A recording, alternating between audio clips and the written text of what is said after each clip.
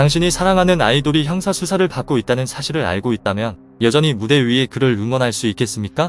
문제는 당신이 그 사실을 전혀 알지 못했다는 점입니다.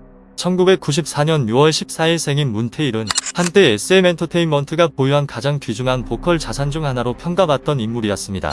센터도 아니었고 화제를 몰고 다니는 비주얼 멤버도 아니었지만 목소리를 내는 순간 그는 NCT의 라이브 보증수표로 불렸으며 SM엔터테인먼트가 어떤 대가를 치르더라도 지키고자 했던 아이돌이었습니다.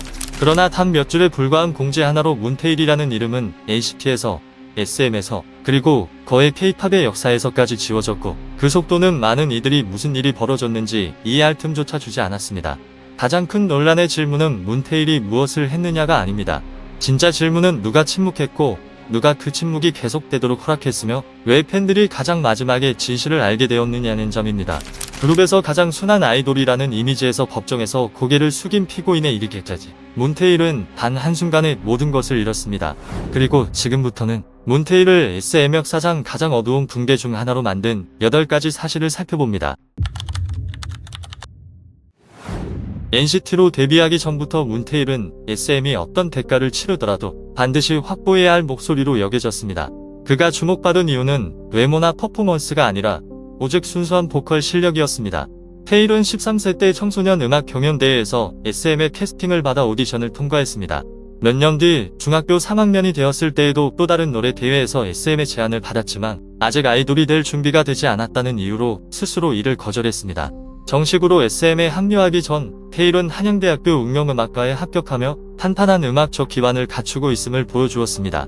학업의 길과 SM 사이에서 그는 한때 대학 진학을 선택하려 했지만 SM은 아이돌의 길이 장기적으로 더 현실적인 음악 활동을 가능하게 할 것이라 설득했고 결국 태일은 SM을 선택했습니다.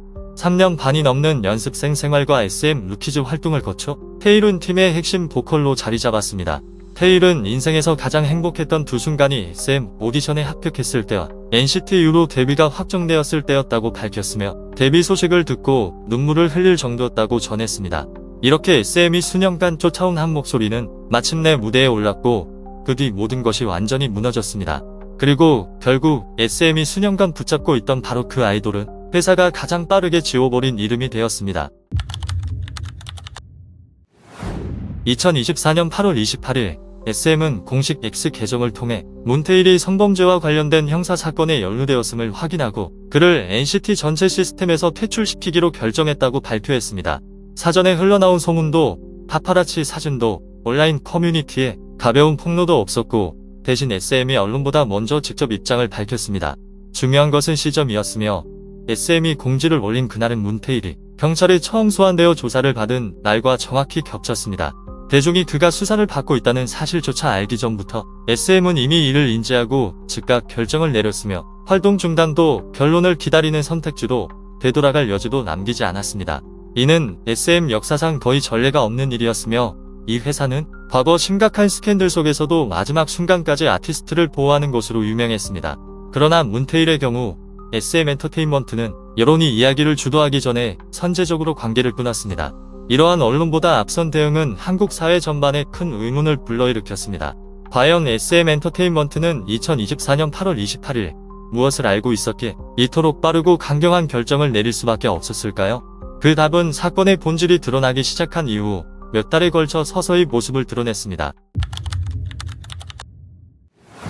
SM이 문태일의 팀 탈퇴를 발표했을 당시 많은 이들은 그것을 갑작스러운 충격으로 받아들였습니다. 그러나 사실 이 사건은 2024년 6월부터 이미 시작되어 2달 넘게 침묵 속에 존재하고 있었습니다. 수사 기록에 따르면 피해자는 성인 여성으로 술에 취해 한고불능 상태였으며 동의를 표할 수 없는 상황에 놓여 있었습니다. 문태일은 지인 관계에 있던 두 남성과 함께 이러한 상황에서 성폭력 행위를 저지른 혐의를 받았습니다. 바로 이 집단적 범행이라는 요소로 인해 해당 사건은 대한민국 성폭력 범죄의 처벌 등에 관한 특례법상 특히 중대한 성범죄로 분류되었습니다. 피해자의 신원은 공개되지 않았으며 언론을 통해 외국인 여성이고 중국 국적을 가진 것으로 추정된다는 사실만 전해졌습니다. 경찰은 해당 사건이 미성년자와는 무관하다고 선을 그었지만 그렇다고 해서 범행의 위험성이 줄어드는 것은 아니라고 밝혔습니다. 범죄 사실 자체만으로도 충분히 중대했지만 사건 이후의 행위들이 이 사건을 특히 위험한 범죄로 평가받게 만들었습니다. 검찰에 따르면 피의자들은 범행 이후 피해자를 택시에 태워 다른 장소로 이동시키는 방안을 논의했으며, 이는 피해자가 현장과 이동 경로, 범행 시점을 기억하기 어렵게 만들기 위한 목적이었습니다. 이 정황은 우발적 범행이 아닌 계산과 은폐 의도가 있었음을 분명히 보여줍니다. 60일이 넘는 수사 기간 동안 문태일은 여전히 아이돌로 존재하고 있었습니다. 대중도 몰랐고 팬들도 알지 못했습니다. 이미 촬영이 끝난 활동들은 그대로 공개되었고, 팬들의 신뢰는 자신도 모르는 사이 형사 수사를 받고 있던 인물에게 온전히 향해 있었습니다. SM이 더 이상 숨길 수 없어 이를 공개했을 때에야 비로소 막이 걷혔습니다. 그리고 그제야 팬들은 자신들이 진실과 함께한 존재가 아니라 가장 늦게 알게 된 사람들이었다는 사실을 깨달았습니다. 스캔들이 터졌기 때문이 아니라 이미 오래전부터 존재해온 사건이 숨겨져 있었기 때문입니다. 모든 세부 사항이 더 이상 가려질 수 없게 되면서 사건은 되돌릴 수 없는 단계로 접어들었습니다. 문태일에 대한 첫 공판이 서울에서 열렸습니다. 이 자리에서 가장 충격적인 일이 벌어졌습니다. 문태일이 공소 사실을 전부 인정한 것입니다. 부인도 반박도 변명도 없이 그는 고개를 숙인 채 검찰이 제시한 범죄 사실을 그대로 시인했습니다. 검찰은 집단 범행이라는 특성, 피해자가 만취 상태로 한거 불능이었던 점, 범행 이후 은폐 시도를 종합해 극히 위험한 성범죄라며 징역 7년을 구형했습니다. 2025년 7월 10일 법원은 문태일에게 징역 3년 6개월을 선고했습니다. 판결이 선고되자마자 그는 법정에서 곧바로 구속되었고, 어떠한 형태의 불구속 가능성도 완전히 사라졌습니다. 두 명의 공범 역시 유사한 형을 선고받고 즉시 구금되었습니다. 징역 3년 6개월이라는 형량은 거센 논란을 불러왔는데, 적용된 죄명인 특수중간간은 법정 최저 형량이 7년이기 때문입니다. 그러나 법원은 피고인이 초범이라는 점과 피해자와 합의에 이르렀다는 점을 들어 장량 감경을 적용했습니다. 그럼에도 불구하고 집행유예는 불가능했고 1심 판결은 그대로 유지되었습니다. 이 판결은 문태일의 자유만을 박탈한 것이 아니라 대중이 오랫동안 믿어왔던 이미지 자체를 완전히 무너뜨렸습니다. 사건이 드러나기 전까지 문태일은 늘 온순하고 조용하며 스캔들 없는 아이돌, NCT의 안전한 맏형 이미지로 인식되어 왔습니다. 카메라 앞에서는 소극적인 태도를 보였고, 예능 프로그램에서도 좀처럼 개성을 드러내지 않아 수줍고 착한 이미지가 더욱 굳어졌습니다. 그러나 진실이 드러나기 시작하자 그동안 지나쳐왔던 여러 정황들이 다시 조명되기 시작했습니다. 유난히 길었던 부상으로 인한 활동 중단 기간이 그중 하나였습니다. 대퇴골 골절이라는 증상으로 알려졌음에도 불구하고 공개석상에서는 장시간 앉아 있거나 걷고 심지어 움직이는 모습까지 포착되었습니다. 특히 한 차례의 라이브 방송에서 테일이 무심코 내뱉은 다리 말고도 다른 문제가 있다는 발언이 다시 주목받았습니다. 당시에는 아무도 그 의미를 이해하지 못했습니다. 그러나 시간이 흐른 뒤 그 말은 대중을 얼어붙게 만드는 장면으로 남았습니다. 온순한 이미지 뒤에는 중대한 형사사건을 숨기고 있던 한 인물이 있었기 때문입니다. 그리고 그 이미지가 완전히 무너진 뒤 대중이 가장 기다렸던 것은 끝내 찾아오지 않았습니다. 대중이 최소한의 해명이나 사과 한마디를 기다리는 동안 문태일은 철저한 침묵을 선택했습니다. 사건이 드러난 이후 그는 인스타그램 계정을 비공개로 전환했고 2023년부터 운영해 오던 개인 유튜브 채널에 모든 영상을 삭제했습니다. 게시글도 없었고 사과문도 없었으며 팬들을 향한 공개적인 인정이나 해명은 단 한마디도 없었습니다. 문태일은 마치 처음부터 존재하지 않았던 사람처럼 SNS에서 사라졌고, 그 자리에 남은 것은 팬들의 분노와 실망, 그리고 배신감이었습니다. 대중의 시선에서 이 침묵은 더 이상 논란을 피하기 위한 선택이 아니라 책임 회피이자 최소한의 반성조차 없는 태도로 받아들여졌습니다.